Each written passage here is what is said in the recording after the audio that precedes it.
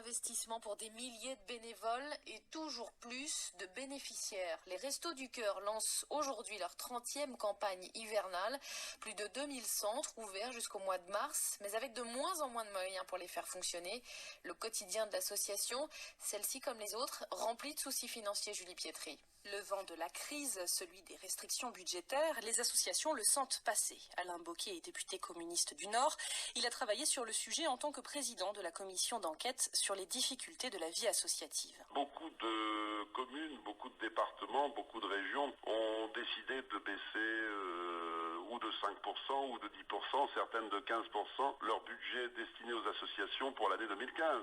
Ça signifie que les associations, de ce point de vue, vont se retrouver avec une manne financière diminuée. Le milieu associatif, c'est 1 800 000 salariés et qui dit moins d'argent dans les caisses dit précarisation de ces postes, notamment dans les petites et moyennes associations, insiste Thomas Lecollet du collectif des associations citoyennes. D'ici 2017, effectivement, il risque d'y avoir de nombreux emplois menacés. Une estimation ?